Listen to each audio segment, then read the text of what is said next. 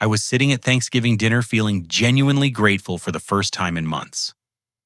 Looking across the table at Aunt Margaret as she carved the turkey, I cleared my throat and spoke from my heart. Aunt Margaret, I just want to thank you again for that bicycle you gave me for my birthday 6 months ago. I know it was used, but it really saved my life when I lost my job. Getting to interviews, making grocery runs when my car broke down. It meant everything to me. Margaret's carving knife froze mid-slice. She looked up with the strangest expression I had ever seen on her face. "Bryant, honey," she said slowly. "I gave you a Mercedes-Benz, though." My sister Emma, who had been taking a sip of coffee, immediately choked and spit it across the entire table. The room went dead silent except for Emma coughing and trying to clean coffee off her sweater. My mind started racing back to my 25th birthday 6 months earlier. I had been going through the worst financial crisis of my life after getting laid off from my marketing position at a downtown advertising firm. The severance package barely covered 2 months of rent, and I was eating ramen noodles for breakfast, lunch, and dinner. Aunt Margaret had called me that morning, her voice warm with excitement. She said she had something special planned for my birthday, but couldn't make it to the party because she was recovering from gallbladder surgery. Instead, she would send my cousin Derek to deliver her gift personally. I remembered feeling touched that she thought of me during her own health struggles. Derek had shown up at my apartment that evening around 7 o'clock, right as I was getting ready to head to dinner with friends. He was carrying a rusty red bicycle that looked like it had seen better days in the 1980s. The paint was chipped, the seat was cracked, and one of the handlebars had black electrical tape wrapped around it. "Happy birthday, cousin," Derek had said, wheeling the bike into my living room. "Aunt Margaret picked this up from her neighbor, Mrs. Chen. She thought you could use some transportation while you're job hunting." I had felt a mixture of disappointment and genuine gratitude. While I had secretly hoped for something that might help with my financial situation, I appreciated that Margaret was thinking of my practical needs. The bicycle would indeed help me get around without spending money on gas or bus fare. "Tell her I said thank you," I had told Derek sincerely. "This is really thoughtful of her." Derek had seemed nervous throughout the entire exchange, shifting his weight from one foot to the other and avoiding eye contact. He kept checking his phone and seemed eager to leave quickly. At the time, I attributed his behavior to awkwardness about delivering what he might have thought was a disappointing gift. Now sitting at the Thanksgiving table with Margaret staring at me in confusion and Emma still wiping coffee stains, I felt my stomach drop. A Mercedes-Benz. My aunt had given me a Mercedes-Benz worth tens of thousands of dollars, and somehow I had ended up with a $20 bicycle instead. The next morning, I drove straight to Derek's apartment complex on the other side of town. I had barely slept, replaying that birthday evening over and over in my mind, looking for clues I might have missed. Derek lived in a decent neighborhood, nothing fancy, but certainly nicer than my place. I pulled into the parking lot and immediately spotted something that made my blood run cold. Sitting in Derek's assigned parking space was a silver Mercedes-Benz C300 with temporary plates. The car looked brand new, gleaming under the morning sun. I sat in my beat-up Honda Civic for 10 minutes just staring at that Mercedes and trying to process what I was seeing. When Derek finally came outside to head to his job at the insurance office, I got out and confronted him directly. "Nice car, Derek," I said, trying to keep my voice level. "When did you get it?" His face went white when he saw me standing there. "Oh, hey, Bryant. I won it in a contest through work. Real lucky, right?" "A contest?" I repeated slowly. "What kind of contest gives away $40,000 cars?" Derek started stumbling over his words, creating an increasingly ridiculous story about an insurance industry raffle for outstanding customer service.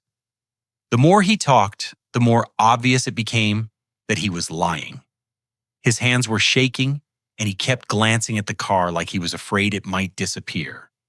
"Let me see the registration," I said. "What? No, that's private information." "Derek, show me the registration papers or I'm calling the police right now."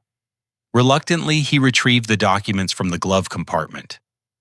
My heart sank when I saw his name on the title dated exactly 1 day after my birthday. The original purchase date showed it had been bought from Luxury Motors downtown on my birthday, paid for with financing, in the name of Margaret Thompson. "Derek, what did you do?" I asked quietly. His nervous demeanor immediately shifted to aggression. "Look, Bryant, I don't know what you think you know, but you need to leave this alone. This car is mine, legally purchased, and you need to stop harassing me about it." "Harassing you?" "Derek, Aunt Margaret bought me a car for my birthday, and somehow you ended up with it instead. Where is my Mercedes-Benz?" "You got your gift," he snapped. "You got exactly what you deserved." The venom in his voice shocked me. This was my cousin, someone I had grown up with, played video games with during family gatherings, someone I considered a friend. But standing there next to that Mercedes, he looked like a complete stranger. I spent the rest of the day conducting my own investigation. My former coworker Jake worked in digital forensics and owed me a favor from when I had helped him move apartments last year. He agreed to help me track down information about the car purchase. We started by calling Luxury Motors and speaking with the sales manager, a professional woman named Patricia, who had worked there for 15 years. She remembered the transaction clearly because it was unusual for someone to pay such a large sum for a gift and then change the delivery address at the last minute. The original customer, Margaret Thompson, wanted the car delivered to an address on Maple Street, Patricia explained. But then Derek Thompson called the next day claiming to be the intended recipient and saying there had been a mistake. He had authorization paperwork and changed the delivery to his address instead. Jake and I requested copies of the authorization paperwork. What we discovered made me physically sick to my stomach. Derek had forged my signature on a document claiming that I was refusing delivery of the Mercedes and requesting that it be given to him instead. The signature wasn't even close to my actual handwriting, but the dealership had accepted it because Derek provided my correct social security number and address as verification. Margaret had purchased that car specifically for me, probably spending a significant portion of her savings to help me through my financial crisis. Instead of receiving the generous gift that might have changed my life, I had been given a rusty bicycle, while my own cousin drove around in the Mercedes that was rightfully mine. The betrayal cut deeper than anything I had ever experienced. Derek hadn't just stolen a car, he had stolen 6 months of opportunity. With reliable transportation, I could have expanded my job search, taken positions further from home, maybe even started the freelance consulting business I had been dreaming about. Instead, I had spent half a year struggling to get by riding that old bicycle to interviews and grocery stores, never knowing that my aunt had actually given me the means to rebuild my life. The next step was confronting Derek's father, my Uncle Harold. I had always respected Harold as the responsible adult in our extended family. He worked as an accountant, owned a small construction business, and seemed to be the person everyone turned to for financial advice and family coordination. If anyone would help me get to the bottom of this situation and convince Derek to do the right thing, I figured it would be his father. I drove to Harold's house on Sunday afternoon expecting a reasonable conversation between adults. Harold answered the door with a warm smile, inviting me in for coffee and asking about my job search. His demeanor was so normal and friendly that I almost started to doubt my own investigation. "Uncle Harold, I need to talk to you about something serious," I began. "It's about the Mercedes that Aunt Margaret gave me for my birthday." The change in his expression was immediate and telling. His smile disappeared, and his shoulders tensed up like he was preparing for a fight. "What Mercedes?" he asked, but his voice had lost all warmth. I explained everything I had discovered about the forged paperwork and Derek's lies about winning the car in a contest. Instead of shock or disappointment in his son's behavior, Harold became increasingly defensive. "Bryant, I think you're misunderstanding the situation," he said carefully. "Margaret's health hasn't been the best lately, and sometimes she gets confused about things. She might think she bought you an expensive car when she actually just asked me to find you some transportation." Uncle Harold, I have the dealership records. $40,000 from Margaret's account. Derek's signature on forged documents. Harold stood up abruptly and walked to the window, his back turned to me. When he spoke again, his voice was harder. Margaret asked me to handle the delivery because she was recovering from surgery. I made the decision that a 25-year-old kid who just lost his job didn't need a luxury car. That bike was more appropriate for your situation. The casual way he admitted to intercepting my gift and making decisions about what I deserved was breathtaking. This wasn't confusion or miscommunication. Harold had deliberately stolen my birthday present and given it to his own son instead. You had no right to make that decision, I said, trying to keep my anger under control. I had every right, Harold shot back. Someone needs to make responsible choices in this family, and Margaret's generosity isn't always practical. That phrase stuck with me. Margaret's generosity isn't always practical. It suggested this wasn't the first time Harold had interfered with her gifts. Over the next week, I started asking other family members about presents they had received from Margaret over the past few years. The pattern that emerged was disturbing and systematic. My cousin Sarah was supposed to receive a diamond necklace for her college graduation last year. Instead, she got a card saying Margaret couldn't afford anything expensive because of medical bills.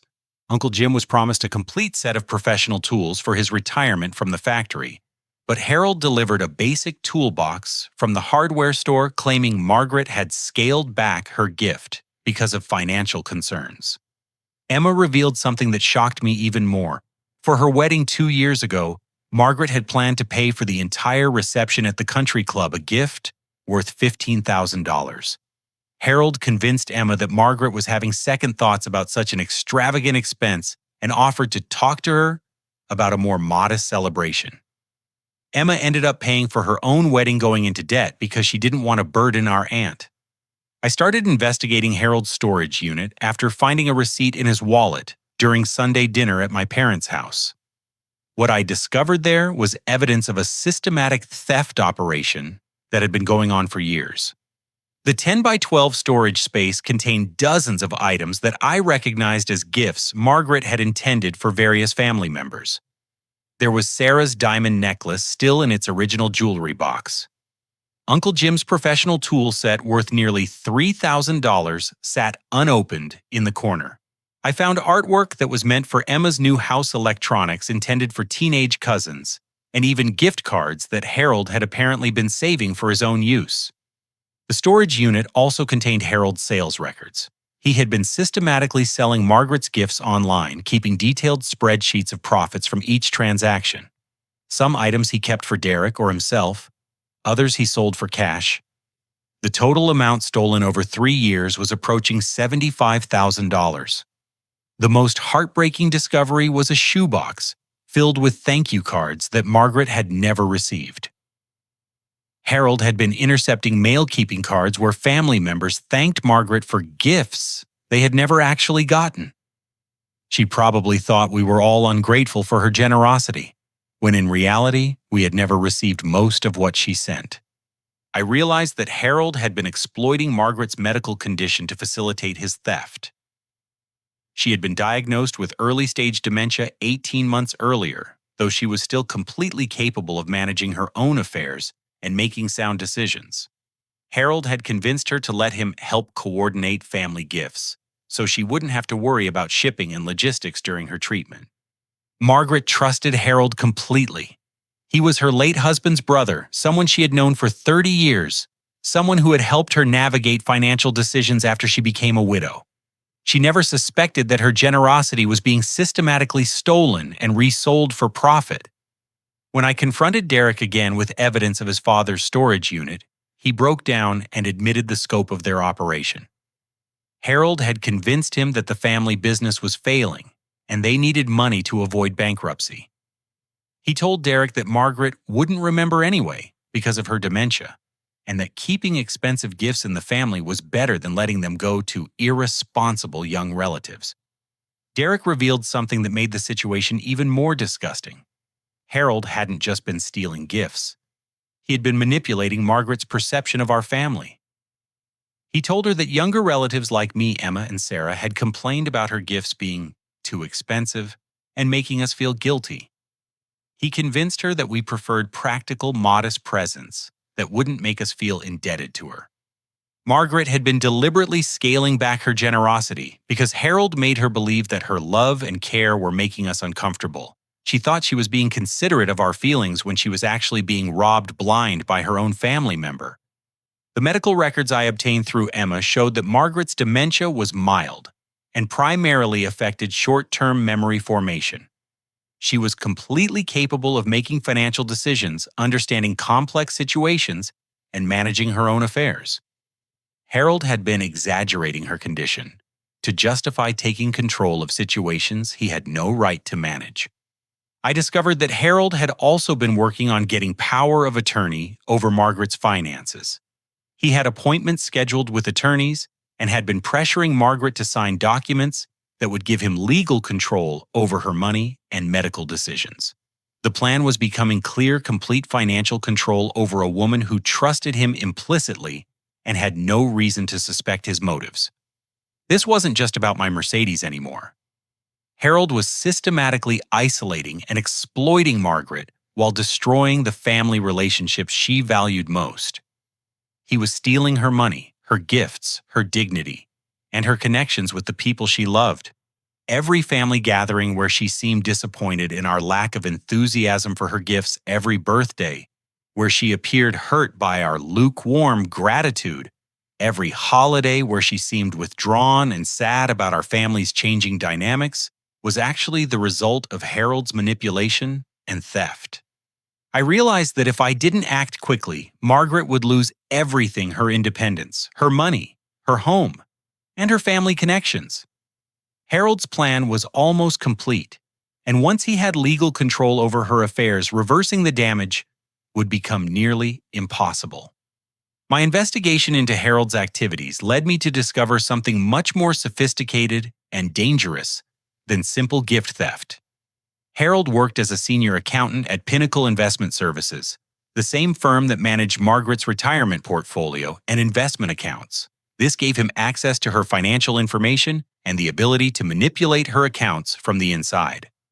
I spent an entire weekend going through Margaret's bank statements, which she had been saving in a shoebox, because she didn't trust digital records. What I found was a systematic pattern of unauthorized transfers and suspicious transactions that had been occurring for over 18 months. Small amounts were being transferred monthly from Margaret's savings account to an account listed as medical expense management, which was actually controlled by Harold. Larger sums had been moved from her investment accounts to cover what Harold described as emergency medical procedures that never actually happened. The paperwork looked legitimate because Harold was creating it from inside the investment firm. Margaret's financial advisor, Tom Peterson, had been expressing concerns about the unusual activity for months, but Harold always provided reasonable explanations. Harold told Tom that Margaret was becoming increasingly confused about her medical bills and had asked him to manage payments to avoid any missed deadlines that might affect her credit rating. The most shocking discovery was that Derek's gambling problem was much worse than I had realized, and Harold had been using Margaret's money to pay his son's debts to avoid serious consequences. Derek owed money to people involved in illegal betting operations, and Harold was terrified that his son would be hurt if the debts weren't paid quickly. I learned about Derek's girlfriend, Jessica, when I noticed regular payments to someone with the same last name as Derek's emergency contact at work. Jessica worked in the fraud prevention department at First National Bank, the same institution that held Margaret's checking and savings accounts. She had been flagging and dismissing suspicious activity reports related to Margaret's accounts, essentially providing inside protection for Harold's theft operation. The three of them had created a sophisticated system of financial manipulation that was almost impossible to detect from the outside. Harold would identify money that could be moved without immediate notice. Jessica would ensure that fraud detection systems didn't flag the transfers, and Derek would receive money to pay his gambling debts or make purchases like the Mercedes. Margaret's monthly statements showed that she was being charged for medical expenses that never occurred. physical therapy sessions she never attended, medical equipment she never ordered, prescription medications she never received. Harold had convinced her that her insurance was being billed incorrectly and that he would handle the paperwork to get reimbursements. But the reimbursements were being deposited into accounts he controlled. I discovered that Harold had been telling Margaret that her medical expenses were much higher than they actually were, which explained why she had started asking family members to loan her money for treatment costs. She had been borrowing money from relatives to pay for fictional medical procedures, while Harold was actually stealing her savings to cover Derek's gambling losses and fund their increasingly expensive lifestyle. The financial records showed that Derek and Jessica had used Margaret's money to take vacation trips to Las Vegas, purchase expensive electronics, and even make a down payment on a house they were planning to buy together. They weren't just stealing from an elderly family member. They were building their entire future on money taken from someone who trusted them completely. Harold's position at the investment firm had given him access to information about when Margaret's accounts would be reviewed, allowing him to time his thefts around audit schedules and oversight procedures. He knew exactly when to move money and how much he could take without triggering automatic reviews. I also discovered that Harold had been pressuring Margaret to consolidate all of her finances under his management to simplify her affairs during her medical treatment. She had already signed papers giving him access to her investment accounts and was scheduled to sign additional documents that would give him power of attorney over all financial decisions. The timeline was becoming urgent. Harold had scheduled an appointment for Margaret to sign final paperwork that would give him complete control over her estimated $400,000 in savings, investments, and property. Once those documents were signed, Margaret would effectively lose control over every aspect of her financial life. I learned from legal research that elderly financial abuse cases are notoriously difficult to prosecute, especially when the perpetrator is a family member with legitimate access to accounts. The legal system often assumes that family members are acting in good faith, and proving malicious intent requires substantial evidence and testimony that elderly victims are sometimes unable or unwilling to provide. Harold's plan included having Margaret declared legally incompetent if she ever started asking too many questions about her finances. He had already been documenting instances where she appeared confused about money, creating a paper trail that could be used to support a competency hearing. The medical experts he planned to hire would testify that her dementia made her unable to manage complex financial decisions. Jessica had provided Harold with information about how banks investigate elder abuse cases, allowing him to structure his thefts in ways that would be difficult to detect and prosecute. She knew which types of transactions triggered automatic reviews and which could be processed without additional oversight. The most devastating realization was that Harold's theft was accelerating. As Margaret's savings decreased due to his stealing, he was taking larger amounts more frequently to maintain his lifestyle and pay Derek's increasing gambling debts. Margaret was being pushed toward financial ruin at an exponential rate, and once her money was gone, Harold planned to disappear and leave her to deal with the consequences alone. Margaret had been living frugally and worrying about medical expenses she couldn't afford, while Harold and Derek were living lavishly on money that belonged to her. She had been cutting back on groceries, skipping social activities to save money, and even considering selling her house to pay for medical care that was actually being funded by her own stolen savings. I realized that Harold's ultimate plan was to gain complete control over Margaret's assets, liquidate everything, and then arrange for her to be placed in state-funded assisted living, while claiming that she had run out of money due to medical expenses. She would spend her final years in poverty and institutionalization, while Harold lived comfortably on her stolen wealth. The urgency of the situation became clear when I discovered that Harold had already submitted paperwork to the court, requesting a competency hearing for Margaret scheduled for the following week.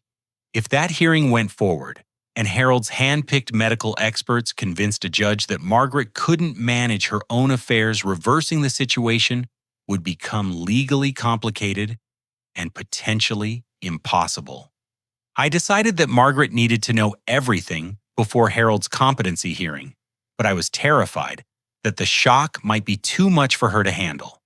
I had been thinking of her as a fragile, elderly woman who needed protection, but I was about to discover just how wrong I was about my aunt's strength and awareness. I visited Margaret on a quiet Tuesday afternoon, planning to break the news gently and offer my support. She answered the door with a bright smile, invited me in for tea, and immediately started asking about my job search and whether the bicycle was still serving me well. Her concern for my welfare, knowing now that she had actually given me a luxury car, almost brought me to tears. "Aunt Margaret," I began carefully, "I need to talk to you about some things I've discovered about Harold and Derek." Her expression changed immediately, but not in the way I expected. Instead of confusion or shock, she looked relieved. "Oh, thank goodness," she said quietly. "I was wondering if anyone else was going to notice." I stared at her in amazement. "You know what's been happening?" Margaret walked over to an antique desk in her living room and pulled out a small digital recorder, the kind that court reporters use for transcription work. "Bryant, honey, I may have some memory problems, but I'm not stupid," she said with a firmness I had never heard from her before. "Harold has been stealing from me for months, and I've been gathering evidence." She showed me a collection of materials that would have impressed a professional investigator, recorded conversations with Harold, where he contradicted himself about medical expenses, bank statements with her own notes about unauthorized transfers, and a detailed log of every gift she had intended to give family members compared with what was actually delivered. "I knew about the Mercedes from the day Derek drove it home," she continued. "Mrs. Patterson across the street called to tell me she saw him unloading boxes from a luxury car. When I asked Harold about it, he told me you had decided you didn't want such an expensive gift and had asked for something more practical instead." The pain in her voice when she described believing that I had rejected her gift was heartbreaking.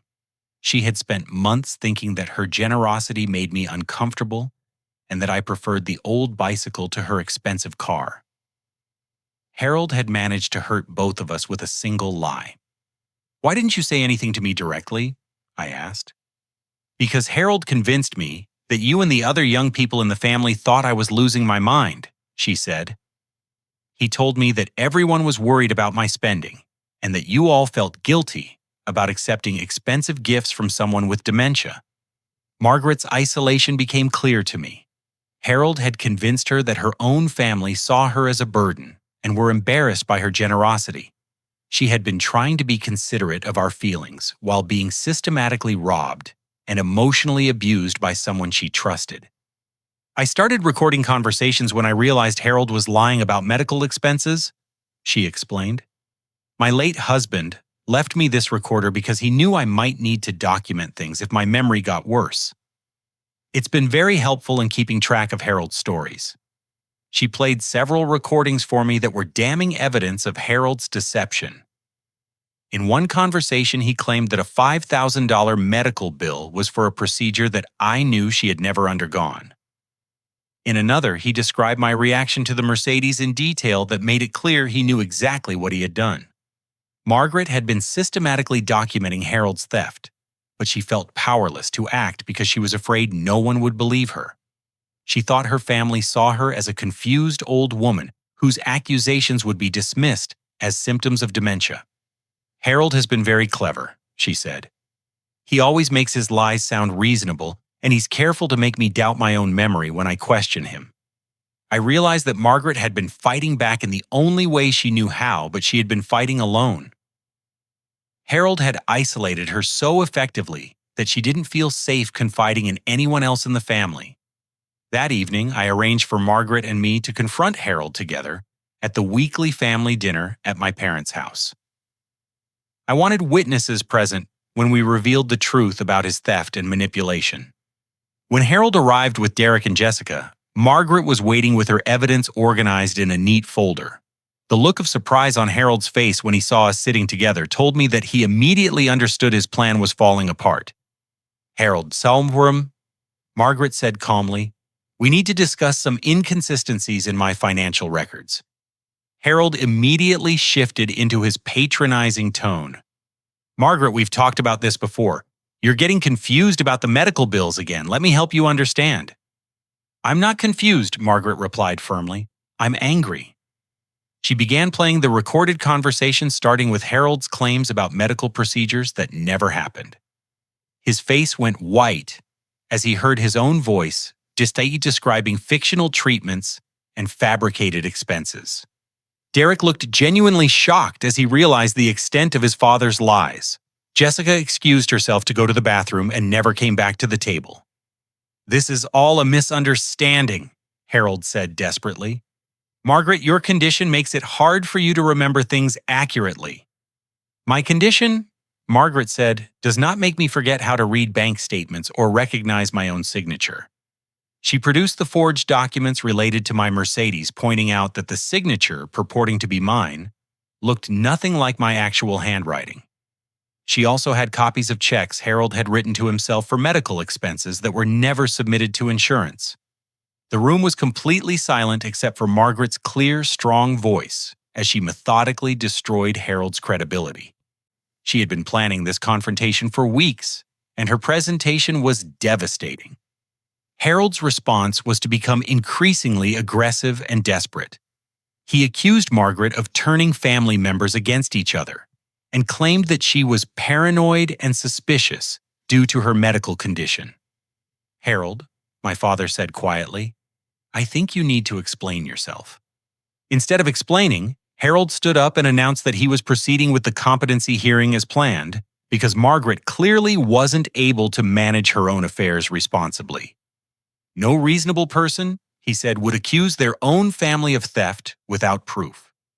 Margaret smiled sadly and pulled out another folder.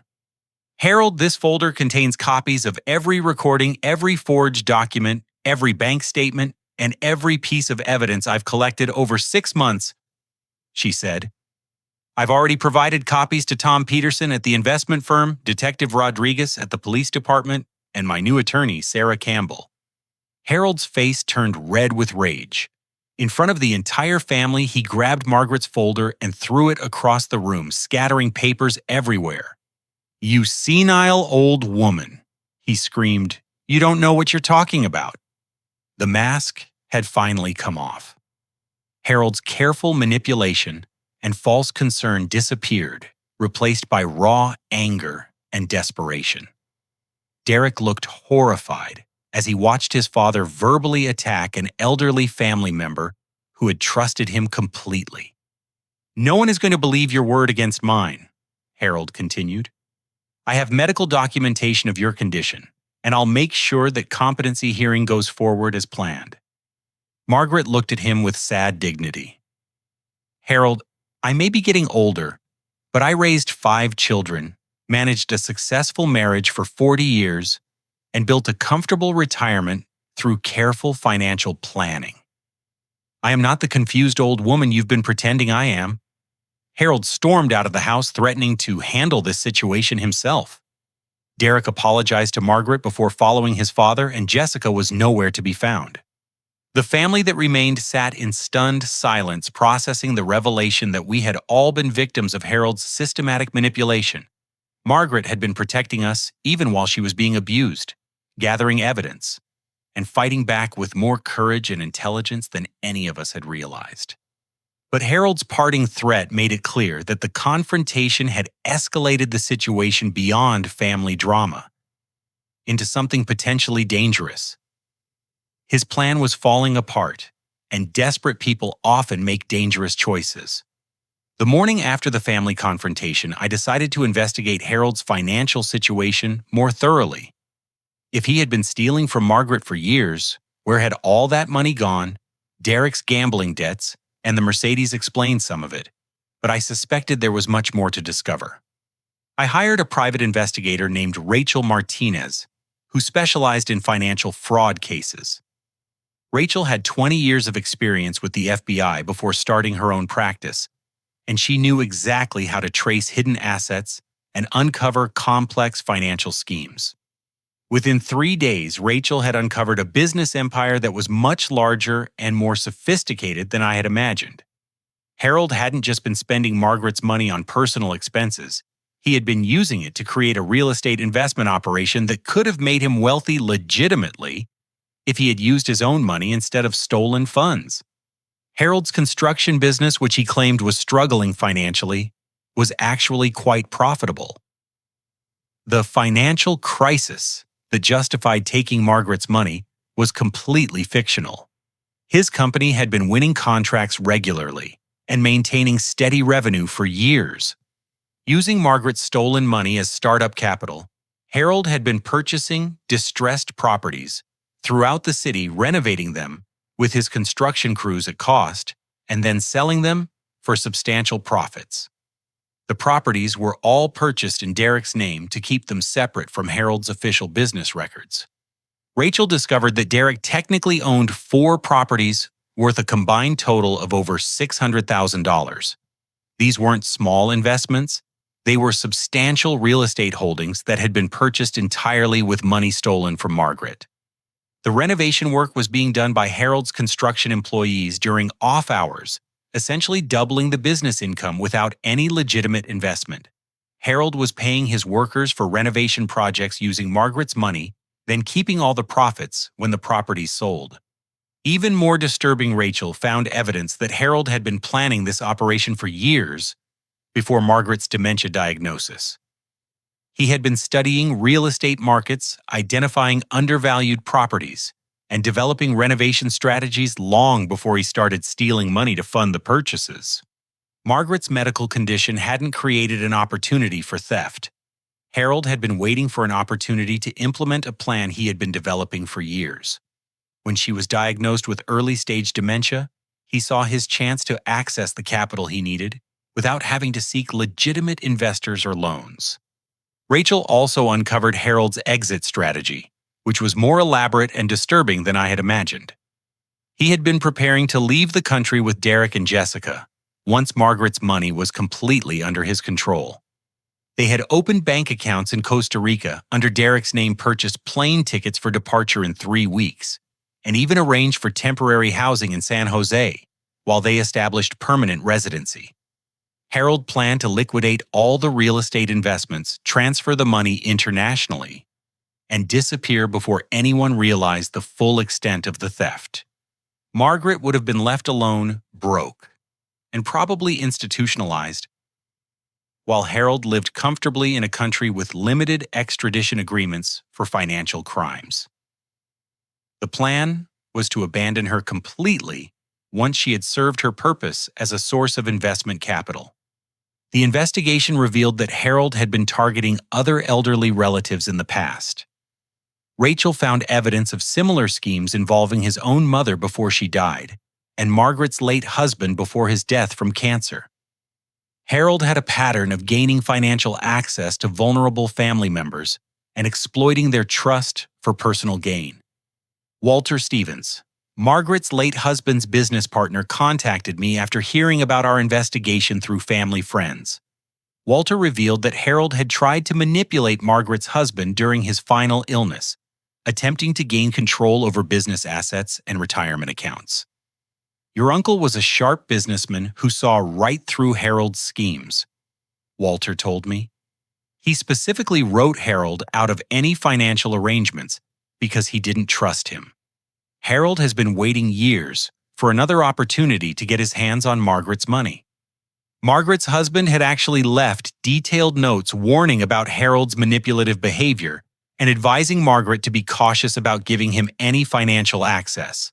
Unfortunately, Margaret had never seen these notes because Harold had intercepted them after the funeral, claiming he would help Margaret with her late husband's paperwork. The timeline of Harold's plan became clear: gain complete legal control over Margaret's finances, liquidate all assets within 6 months, transfer money internationally, and leave the country before anyone could stop him. Margaret would lose everything she had worked for during 40 years of marriage and careful financial planning. Rachel estimated that Harold had already stolen or misappropriated nearly $200,000 from Margaret through direct theft-forged expenses and unauthorized investments. If his plan succeeded, he would gain access to her remaining $400,000 in savings and investments, plus the value of her house and personal property. The most chilling discovery was that Harold had already begun the process of having Margaret declared incompetent. He had scheduled appointments with medical evaluators who would testify that her dementia made her unable to manage financial decisions. These evaluators were being paid by Harold and had never actually examined Margaret or reviewed her medical records. Jessica's role in the conspiracy was more extensive than I had originally understood.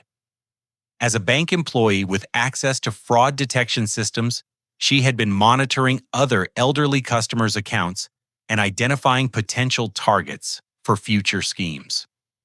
Harold wasn't planning to stop with Margaret. She was just the first target in a larger operation that could have victimized dozens of elderly people. The urgency of stopping Harold became overwhelming when Rachel discovered that he had already begun liquidating some of the real estate investments. 2 properties had been sold in the past week, with proceeds transferred to the Costa Rican accounts. Harold was accelerating his timeline, probably because he realized that his manipulation of Margaret had been discovered. Margaret's scheduled competency hearing was in 2 days. If Harold succeeded in having her declared legally incompetent, stopping his plan would become exponentially more difficult.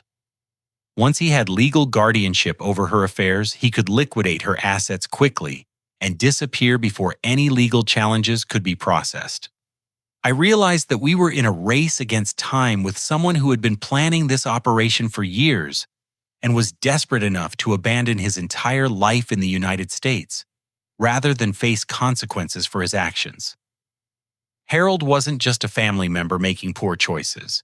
He was a sophisticated criminal who had been preparing for this opportunity for years.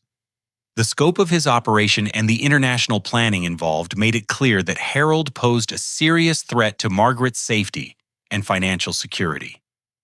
This wasn't a situation that could be resolved through family discussions or internal conflict resolution.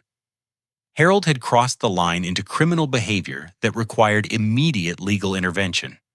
I realized that confronting Harold directly would be futile and potentially dangerous. He had been planning this operation for years, had professional help from Jessica, and was clearly willing to destroy family relationships to protect his scheme. I needed a strategy that would turn his own conspirators against him while gathering evidence that could stand up in court. My first target was Derek's gambling addiction, which I suspected was Harold's primary point of control over his son. I spent 2 days researching Derek's betting activities and discovered that he owed money to several illegal gambling operations that didn't accept partial payments or negotiate extended deadlines. Derek had been betting on college basketball games through an underground network that operated out of a bar downtown. His losses had escalated over the past year, and he currently owed $14,000 to people who had a reputation for using violence to collect debts. I made an anonymous call to Derek's creditors, informing them that Derek had recently acquired significant assets, including a Mercedes-Benz and partial ownership in several real estate properties. The message was simple: Derek had money, and they should demand immediate full payment instead of accepting Harold's gradual installment plan. Within hours, Derek was receiving threatening phone calls demanding immediate payment of his entire debt. The psychological pressure was enormous, and Derek quickly realized that Harold's protection was conditional on their theft operation continuing successfully. My second target was Jessica's professional vulnerability. As a bank employee involved in fraud, she faced criminal prosecution, loss of professional licensing, and permanent exclusion from the financial services industry. I arranged a meeting with her supervisor at First National Bank, bringing copies of the suspicious activity reports that Jessica had improperly dismissed. Jessica's supervisor, Maria Gonzalez, was horrified to discover that one of her employees had been manipulating fraud detection systems to protect criminal activity. The bank faced potential regulatory penalties and civil liability if they had unknowingly facilitated elder abuse through inadequate oversight. Jessica could face federal charges for this, Maria explained. Bank fraud, elder abuse conspiracy, and violation of fiduciary duty. She's looking at years in prison and permanent destruction of her career. I offered Jessica an opportunity to cooperate with the investigation in exchange for my recommendation that prosecutors consider her cooperation when determining charges. The choice was simple: help us stop Harold's operation or face the full consequences of her participation in the conspiracy. Jessica broke within 24 hours. The pressure from her employer, the threat of criminal prosecution, and the realization that Harold had been manipulating her just as much as he had manipulated Margaret made her willing to provide evidence against him. She revealed that Harold had been planning the Costa Rica escape for over a year and had been pressuring her to quit her job and disappear with them. Harold had convinced her that they would be wealthy and free in a tropical paradise. But Jessica finally understood that she was just another tool in Harold's scheme. Jessica agreed to wear a recording device during her next conversation with Harold, giving us direct evidence of his plans to liquidate Margaret's assets and leave the country. She also provided access to Harold's banking records, showing the international transfers and property sales that proved the scope of his theft operation. Derek's cooperation was more complicated because of his genuine fear of his gambling creditors. But the pressure from multiple directions eventually broke his resistance to his father's control. When Derek realized that Harold's plan involved abandoning him to face criminal prosecution while Harold escaped to Costa Rica, his loyalty finally cracked. "My dad told me we were all going to Costa Rica together," Derek admitted. "But the plane tickets Jessica showed me only have two names on them: Harold and Jessica. I'm supposed to stay here and handle any legal complications that arise."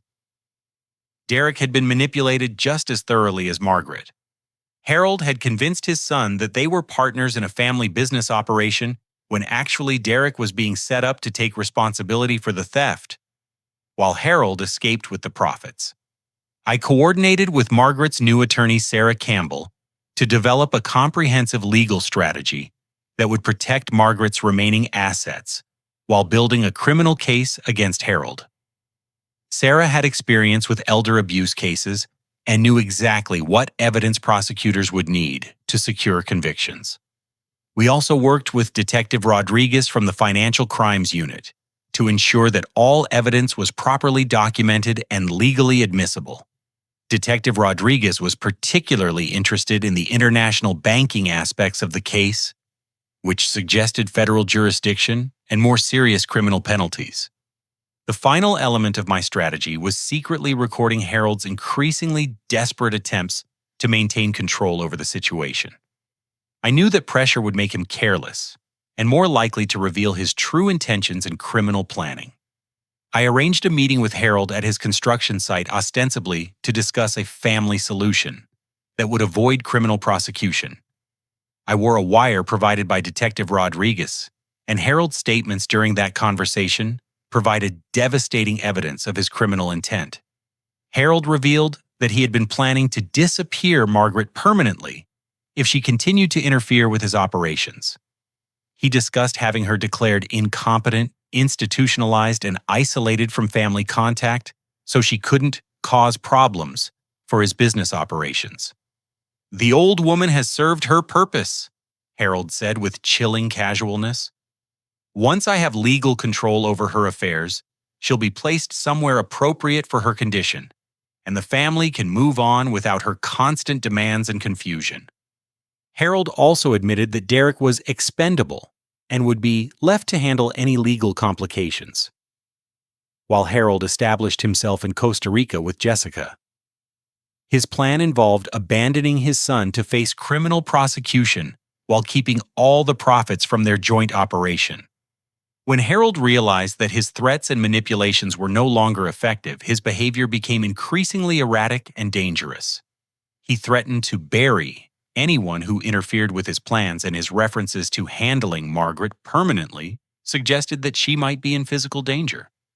Harold's final mistake was attempting to access Margaret's bank accounts one more time.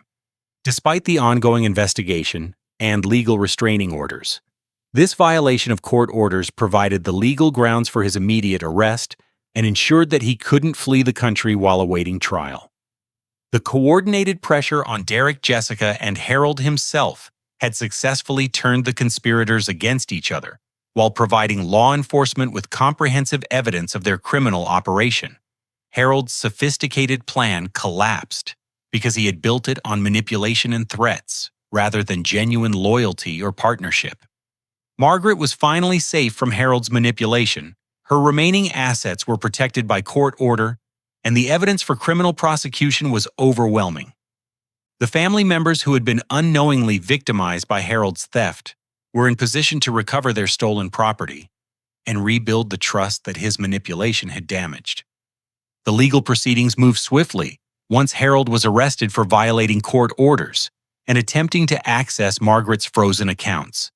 Detective Rodriguez had been building a comprehensive case with federal prosecutors because Harold's international banking activities and use of wire transfers made the crime subject to federal jurisdiction. Harold was ultimately sentenced to 5 years in federal prison for elder fraud, embezzlement, wire fraud, and conspiracy. The judge was particularly harsh because of the systematic nature of Harold's crimes and his exploitation of a family member's medical condition for financial gain.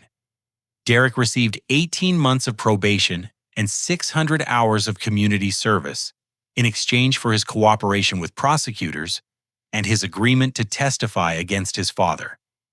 The judge recognized that Derek had been manipulated by Harold from a young age and was genuinely remorseful for his participation in the scheme. Jessica lost her banking license permanently and received 2 years of probation with requirements for financial counseling and restitution payments to Margaret. Her cooperation with law enforcement and her complete testimony about Harold's manipulation helped ensure his conviction, but her professional career in financial services was permanently destroyed. The recovery of Margaret's stolen assets was more successful than anyone had expected. Harold's real estate investments, which had been purchased with Margaret's money, were liquidated through court order, and the proceeds returned to her. Because property values had increased during Harold's ownership, Margaret actually recovered more money than had been originally stolen. The final tally showed that Margaret recovered nearly $250,000 through property sales, asset forfeiture, and restitution orders. She received full ownership of the Mercedes-Benz that had been intended for my birthday, plus compensation for 18 months of fraudulent medical expenses and unauthorized account access. Getting the Mercedes back was emotionally complicated for me. The car that had once represented Harold's theft and Derek's betrayal now symbolized Margaret's victory over someone who had tried to destroy her independence and dignity. When she insisted that I take possession of it, the gift meant something completely different from what either of us had originally intended. Bryant, Margaret said when she handed me the keys, "This car represents something much more important than transportation. It represents standing up to people who try to take advantage of others, protecting family members who can't protect themselves, and refusing to let bullies win through intimidation." The family healing process was gradual, but genuine. Margaret moved to a smaller house 2 miles from Emma and me, allowing us to provide support while respecting her independence. She remained completely capable of managing her own affairs, and her medical condition never progressed to the point where she needed assistance with daily activities. Derek entered gambling addiction treatment and slowly began making amends to family members for his participation in Harold's scheme. His recovery was complicated by his guilt about betraying Margaret's trust, but she showed remarkable forgiveness and encouraged his efforts to rebuild his life. Emma and I worked with Margaret to establish new family traditions that emphasized connection and communication rather than gift-giving. We instituted weekly family dinners where everyone shared updates about their lives, concerns about family members, and appreciation for each other's support.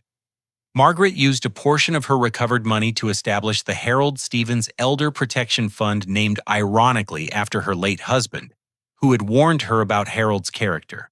The fund provided legal assistance to elderly individuals who suspected financial abuse by family members but felt powerless to seek help.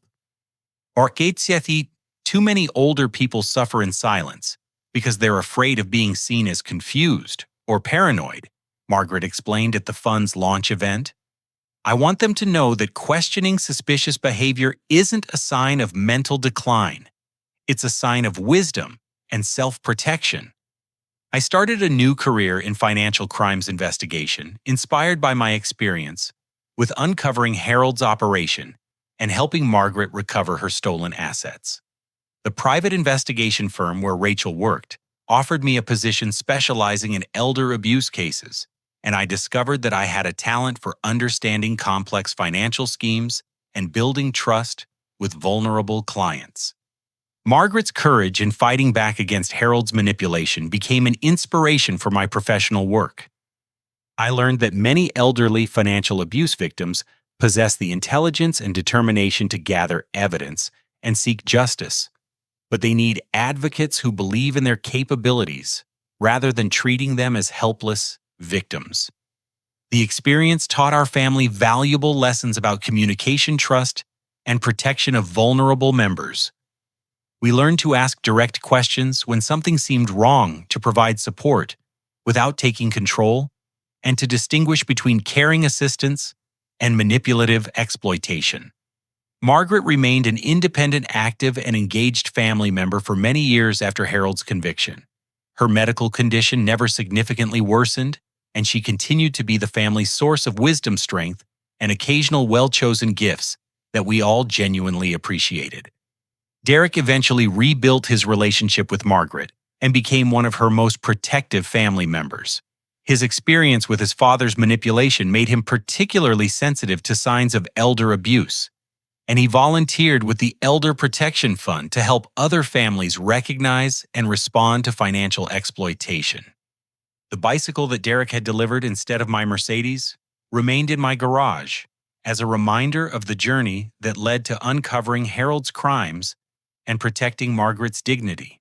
Sometimes the most important gifts aren't the ones we expect to receive, but the opportunities we discover to protect and support the people we love.